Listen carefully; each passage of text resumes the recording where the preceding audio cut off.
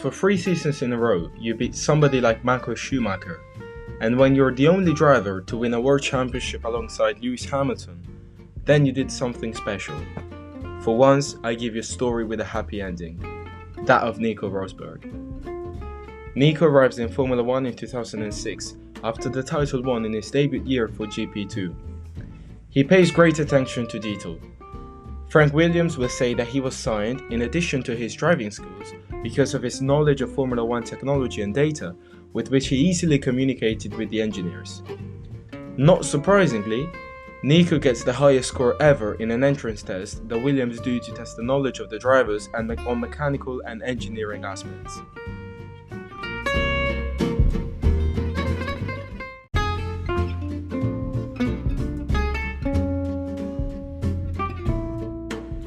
Let's get on track. Rosberg is immediately protagonist. The Williams is not a supercar, but the German stands out by scoring points in the opening race with 7th place, despite contacts at the beginning that had caused him to slide to the last places. He also gets the fastest lap, becoming the youngest ever in history, just at 20 years old. It looks like it could be a great season where Rosberg qualifies 3rd in Malaysia the next race, but an engine failure after 7 laps stops him from getting a good result. He also gets points in the European Grand Prix, again from the bottom, given a penalty for changing the engine, but the rest of the season is difficult due to some errors and poor reliability. In 2007, Williams improved their performance, restructured the team, and Rosberg was much more at ease with the technicians and with the setup. He stands out with 7 points finishes, with which he comes 9th in the standings, behind only drivers with more performing cars, such as the Renault, BMW, McLaren and Ferrari. In 2008, Rosberg is protagonist of a more erratic season, where he reaches the points only 5 times. One of these, however, is the inaugural Australian GP, where he comes 3rd and gets the first podium of his career. He improves this result in Singapore, a race conditioned by the crash gates of Piquet's Renault, which brings out the safety car on purpose to favour his teammate Alonso. Rosberg is leading the race, but a penalty for refueling during the safety car will make him lose time, but not enough to take him away 2nd place. His career continues in Williams. The car in 2009 is competitive, having made the most of a flaw in the new regulations. Rosberg scores points in 10 of the first 12 races. Only leader Jenson Button will do better, and he will be 5th in the standings for the majority of the season, only behind the Brown GP and Red Bull drivers, with cars dominating races. He has an unfortunate episode in Singapore. As he was contending victory to Hamilton, at the exit of the pits he crosses the white line and receives a penalty that puts him out of the points. At the end, he would be 7th in the World Championship, his best result so far, only surpassed by Raikkonen and Hamilton, all while his teammate Kazuki Nakajima ends the season without ever scoring.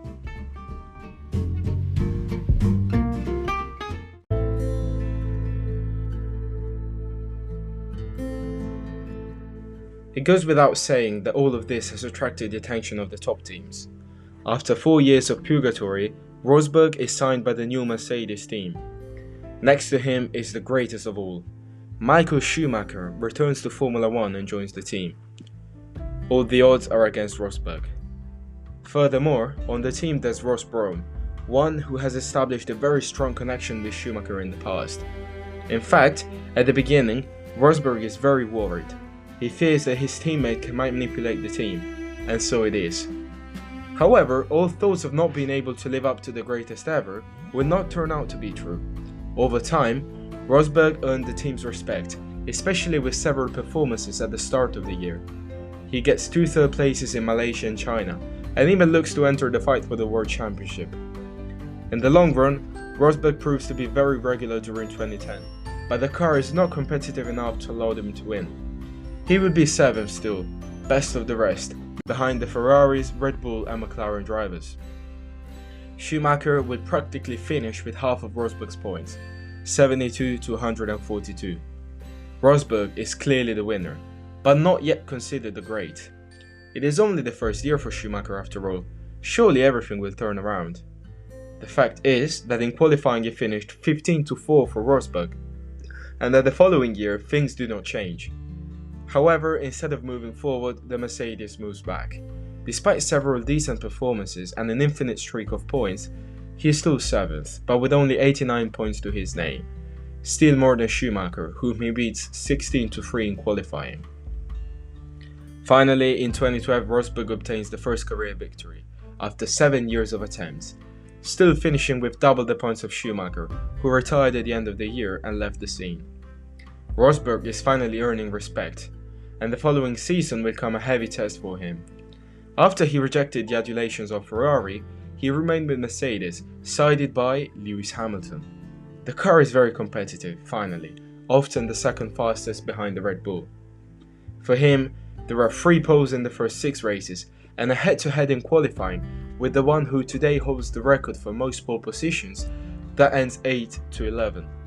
Rosberg always reaches points when he gets to the finish line, retiring only 3 times, and his points average would be higher than that of Hamilton, winning in Monaco and in Great Britain. Rosberg is now among the most respected drivers, despite the fact that he has never fought for a world championship, and has only won 3 races in 8 years of his career. When in 2014 the regulations change, Mercedes dominate, and Rosberg and Hamilton are challenging each other for the title. Rosberg proves he can keep the clash. Hamilton has already won a title and has come to fight for it on 3 other occasions. He is clearly the favourite, but Rosberg at the summer break is marginally ahead, by 11 points. From then on, Hamilton wins 6 races, Rosberg only 1, despite collecting 5 poles to the Englishman's 3.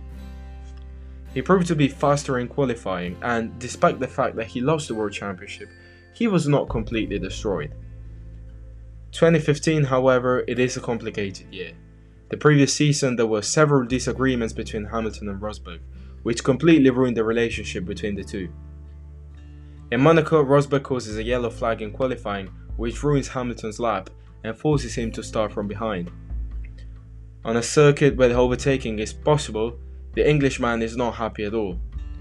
In Hungary, Hamilton does not obey the team radio that orders him to let Rosberg by on a different strategy, and the race after the two collide, with Hamilton receiving a puncture. Rosberg seems to be losing his advantage. In qualifying, he proves less consistent. He only wins 3 of the first 16 races. A streak of podiums would allow him to still be in the fight, but 2 heavy retirements in races won by Hamilton cause him to lose 50 points in the space of a month, and at the end, he would be second again, 59 points behind Hamilton. He once again is defeated.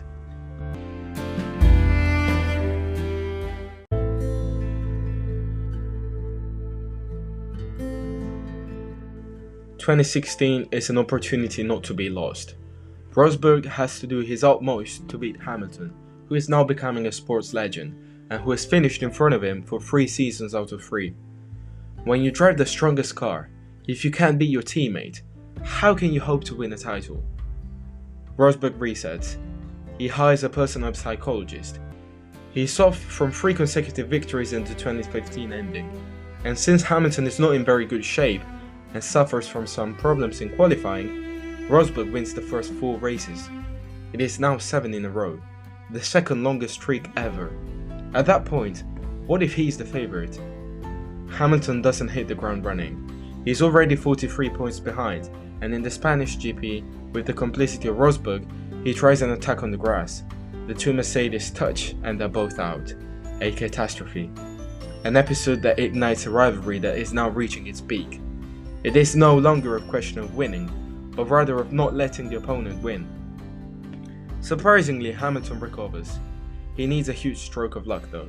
In fact, in Monaco, despite some problems in qualifying, Rosberg beats Hamilton, but the pole goes to Ricciardo. The German has problems, and although he could very well defend himself, going at a very slow pace, he diligently agrees to step aside to favour Hamilton's hunt.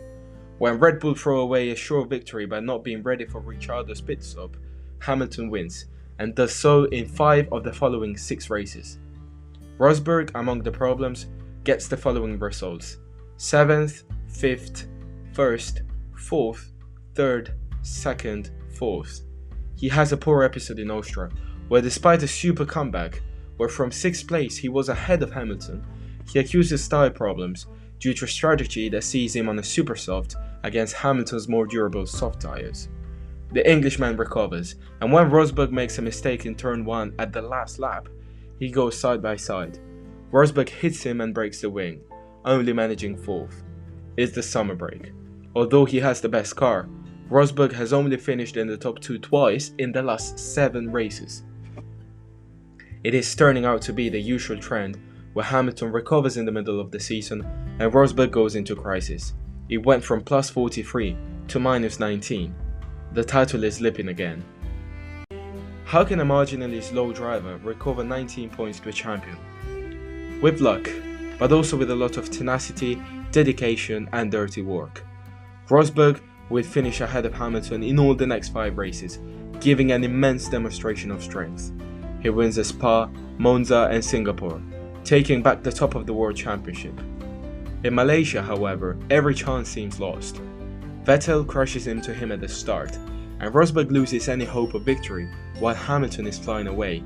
With this result, he will be back in front again. Rosberg only comes back up to 4th place. He can do more. However, Hamilton's engine lets down, incredibly.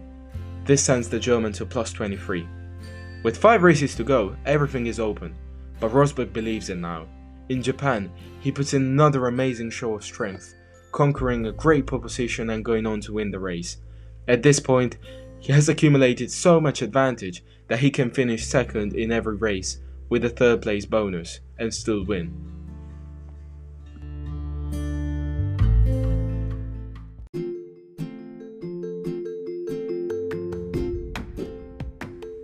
Rosberg knows it. He is satisfied. He never takes risks. He is 2nd in the next 3 races, enough to get to the final show in Abu Dhabi at plus 12. If he arrives on the podium, he is champion. It is not a walk in the park. First of all, because of Max Verstappen, who is in great shape, he manages to get into the pit stop window from last place.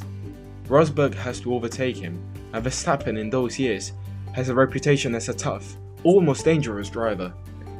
Let's say things as they are, even if a little rudely. To win, you need attributes. Rosberg proves it. He goes so close to the inside wall to find a gap and get rid of Max Verstappen. At that point, Hamilton understands that the only way to win the title is to slow down Rosberg, making Vettel and Verstappen come back to put him discomfort and pressure.